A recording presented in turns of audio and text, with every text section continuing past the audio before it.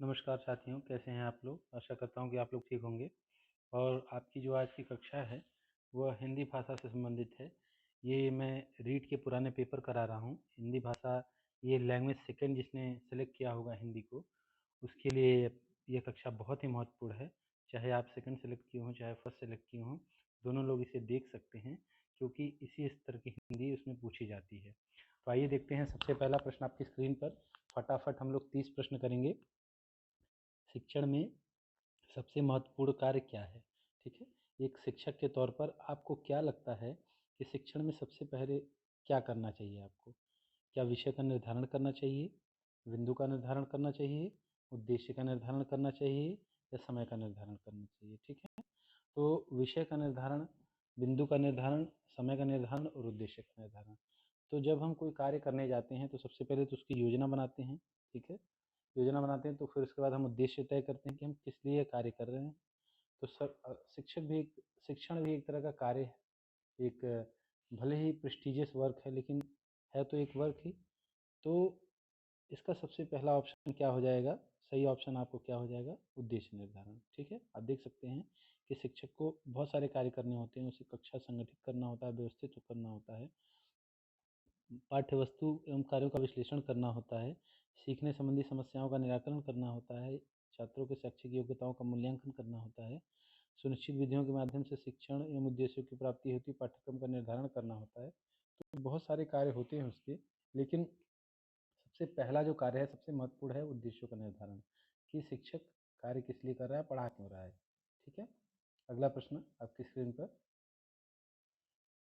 शैक्षिक मूल्यांकन के उद्देश्य होते हैं। ठीक है, तो शैक्षिक मूल्यांकन के 3 उद्देश्य होते हैं आपके। कौन कौन से होते हैं? तुलना, अन्वेषण, शोध कार्य एवं संशोधन। शैक्षिक मूल्यांकन के उद्देश्य, ध्यान से देखिए, ये प्रश्न आया हुआ है और आगे भी ये प्रश्न रिपीट कर सकता है, क्योंकि ये क्लासिक क्वेश्चन है। ठीक है, मौन वाचन का मूल्यांकन किस परीक्षा के द्वारा किया जा सकता है? कौन सी परीक्षा का आयोजन करके आप मौन वाचन का मूल्यांकन कर सकते हैं? तो पूर्ति परीक्षा, सत्यापन परीक्षा, बहुविकल्पी परीक्षा।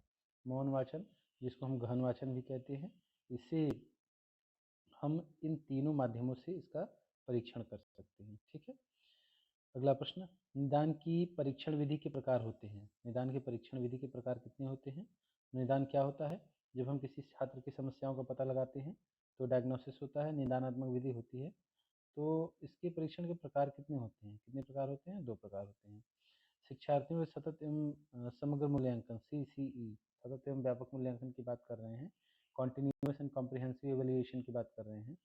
जोर दिया गया, कब जोर दिया गया, किस नीति में जोर दिया गया? तो यह दिया गया 1986 की शिक्षा नीति। ठीक है, अभी वर्तमान समय में 2017 में इसे खत्म कर दिया गया है। 2010-11 में इसे सीबीएसई में लागू किया गया था, और वर्तमान समय में नई शिक्षा नीति पर कार्य चल रहा है। नई शिक्षा नीति को पूरी तरह लागू करने का कार्य चल रहा है, तो सीसी को हटा दिया गया है। ठीक है, आगे। निम्नलिखित गद्यांश के आधार पर प्रश्न संख्या 66 से 70 तक के उत्तर दीजिए। गद्यांश पढ़िए, ध्यान से पढ़िए, ताकि आप उनके उत्तरों को दे सकें। गत 20 वर्षों में भारत के प्रत्येक नगर में कारखानों की जितनी तेजी से वृद्धि हुई है, उससे वायुमंडल पर बहुत बहुत प्रभाव पड़ा है, क्योंकि इन कारखानों की चिमनियों में 24 घंटे निकलने वाले धुएं ने सारे वातावरण को विषाक्त कर दिया है। सड़कें पर चलने वाले वाहनों की संख्या में तेजी से वृद्धि हुई है। वृद्धि हुई वायु प्रदूषण के लिए पूरी तरह उत्तरदायी है। आज असंख्य प्रकार की सांस और फेफड़ों की बीमारियां आम बात हो गई हैं।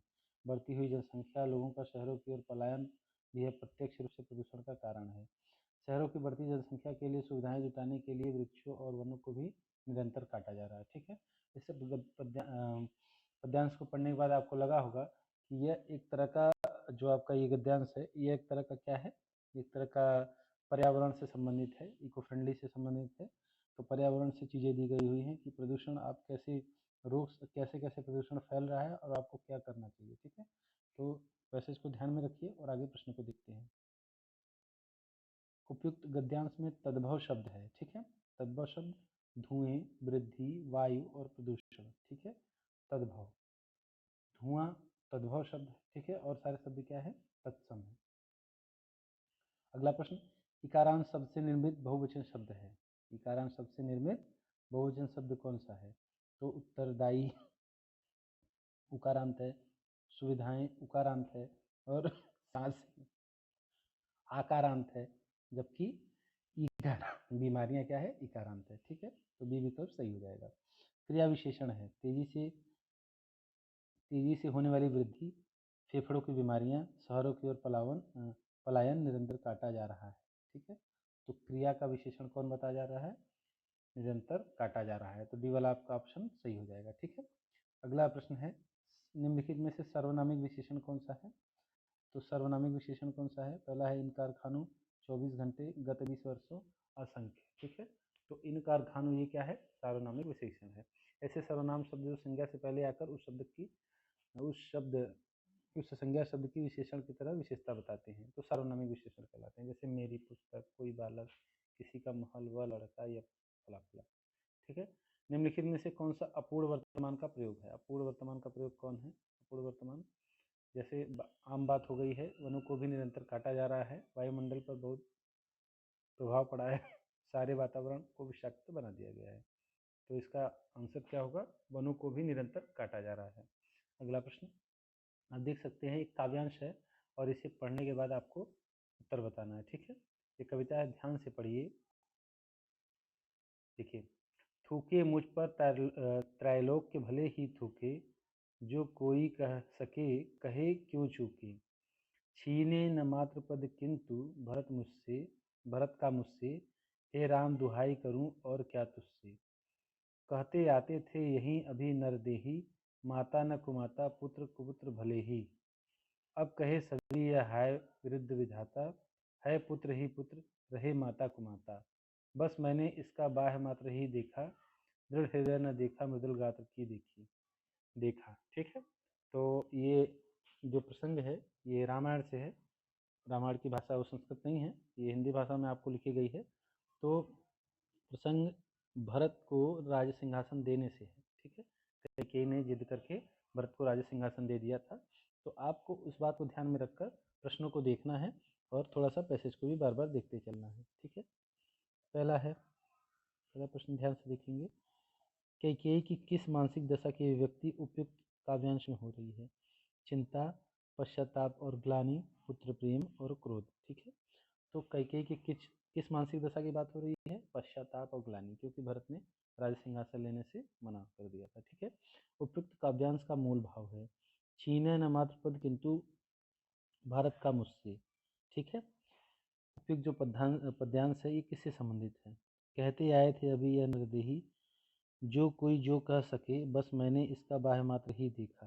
ठीक है, तो इसका मूल भाव क्या है, बस मैंने इसका बाह्य मात्र ही देखा, ये माता कैकेयी भरत के लिए कह रही है। ठीक है, बस मैंने इसका बाह्य मात्र ही देखा, यह भाव है, कैकेयी ने भरत को समझा नहीं, वह भरत की शक्ति को पहचान गई, भरत के मन को न समझ पाई। ठीक है, ये भरत के लिए है कि वो भरत के मन को समझ ना पाई, वो माता का कर्तव्य न कर सकी।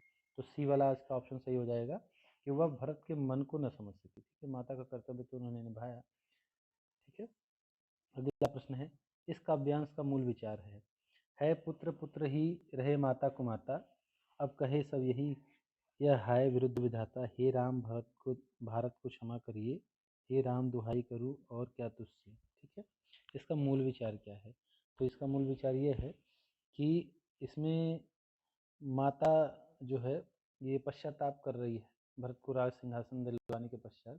ठीक है, तो इसका जो ऑप्शन है आयोग ने इस प्रश्न को डिलीट कर दिया था, तो इसके लिए बोनस अंक सबको एक एक प्रदान कर दिया गया था। इस काव्यांश का शिल्प सौंदर्य है, बाह्य मात्र मृदुल गात्र जैसे तत्सम शब्दों के कारण, सरल और सहज भाव भाव वेगमयी भाषा के कारण, माता न कुमाता पुत्र कुपुत्र की उक्ति के कारण, थूके मुझ पर त्रैलोक भले ही थूके उक्ति के कारण। तो किसके कारण है, इसके भाव जो है सरल सहज और भा भावावेगमयी भाषा के कारण। ठीक है, तो ऑप्शन नंबर बी सही हो जाएगा। ठीक है, 75 के बाद अगला है 76, सेठ ने नौकर को पैसे दिए, ये वाक्य कैसा है। ठीक है, ये कर्म पूरक है, कर्तव्य पूरक है, विकर्मक है, अकर्मक है। ठीक है, तो सेठ ने नौकर को पैसे दिए, यहाँ सकर्मक है, पैसे दिया मुख्य कर्म है, नौकर गौड़ कर्म है, तो यह वाक्य क्या होगा, दुकर्मक होगा। ठीक है, अगला है घाट घाट का पानी पीना मुहावरे का क्या अर्थ है। विभिन्न नदियों का जल पीना, एक ही नदी के भिन्न घाटों का पानी पीना, एक स्थान पर रहना, देश विदेश का व्यापक अनुभव होना। ठीक है, तो इसका ऑप्शन हो जाएगा देश विदेश का व्यापक अनुभव होना। अगला प्रश्न है, कि मैं उस लड़की से मिला था जिसकी किताबें खो गई थी। यह वाक्य कैसा है? तो मिला था जिसकी किताबें खो गई थी, ये दरअसल दो वाक्य है, मिक्स किया हुआ है। मैं उस लड़की से मिला जिसकी किताब खो गई, यह मिश्र वाक्य है। ऐसे वाक्य जिसमें सरल वाक्य के साथ कोई दूसरा उपवाक्य हो तो क्या कहलाता है? वो मिश्र वाक्य कहलाता है। तो मैं उस लड़की से मिला, ये सरल वाक्य है, और एक आगे का दूसरा उपवाक्य क्या है? जिसकी किताब खो गई। ठीक है, तो ऑप्शन हो जाएगा आपका बी सही। शेर की तरह दहाड़ने वाले आप भीगी बिल्ली कैसे बन गए? जो रेखांकित पद है इसका मतलब क्या है?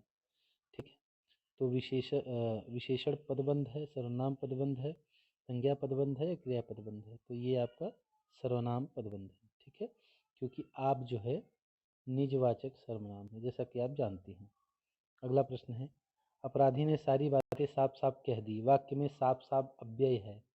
ठीक है, साफ साफ अव्यय है। कैसा अव्यय है? इसमें आदि बोधक है, समुच्चय बोधक, संबंध बोधक है, समुच्चय बोधक है और क्रिया विशेषण है। तो ये कैसा है? तो ये क्रिया विशेषण है। ठीक है, ऑप्शन नंबर सी सही हो जाएगा। अगला प्रश्न है, निगमन विधि है, मनोवैज्ञानिक विधि है, अमनोवैज्ञानिक विधि है, कुछ कह नहीं सकते तो कोई नहीं। तो कैसी विधि है? अमनोवैज्ञानिक विधि है। ठीक है, अगला है, पाठोपरांत मूल्यांकन किसे कहते हैं? पाठोपरांत। ठीक है, ध्यान से पढ़िए, पाठ पढ़ाने के उपरांत, पाठ पढ़ाने के बाद। ठीक है, तो ये बात कर रहे हैं, ये समेटिव इवैल्यूएशन की बात कर रहे हैं। ठीक है, तो इसे पाठ पढ़ाने के बाद ऑप्शन नंबर सी सही हो जाएगा। ठीक है, प्रारंभिक अवस्था में बालक भाषा सीखता है। किस क्रम में बालक भाषा सीखता है? तो सबसे पहले वो सुनता है, फिर निरीक्षण करता है, फिर अनुकरण करता है। ठीक है, ये क्रम आपका चलता है।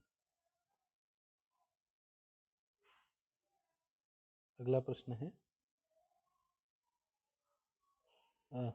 अगला प्रश्न है, वाक्य विश्लेषण के शिक्षण हेतु उपयुक्त विधि है। वाक्य विश्लेषण का शिक्षण आप किस विधि से कराएंगे? तो ये आपकी होगी आगमन विधि। ठीक है, पहले आप उदाहरण देंगे फिर नियम समझाएंगे। अगला है, वाक्य की पूर्णता के लिए आवश्यक है। वाक्य की पूर्णता के लिए क्या आवश्यक है? योग्यता आवश्यक है, आकांक्षा आवश्यक है, आसक्ति आवश्यक है। तो क्या आवश्यक है? सभी कुछ आवश्यक है। ठीक है, मौन वचन से क्या लाभ है? क्या लाभ है मौन वचन से? ज्ञान की वृद्धि होती है, अवकाश के समय समय का सदुपयोग होता है, खरीदी गई किताब का सदुपयोग होता है, शारीरिक वृद्धि होती है। ठीक है, तो शारीरिक वृद्धि तो नहीं होती है, खरीदी किताब का सदुपयोग तो ये बहुत ही व्यवहारिक चीज़ है, ये मनोवैज्ञानिक दृष्टि से ठीक नहीं है, तो ये नहीं होगा। ज्ञान की वृद्धि, अवकाश के समय सदुपयोग, ये दोनों ऑप्शन आपके सही हो जाएंगे। ठीक है, बालक परिवार में रहकर कैसी भाषा सीखता है?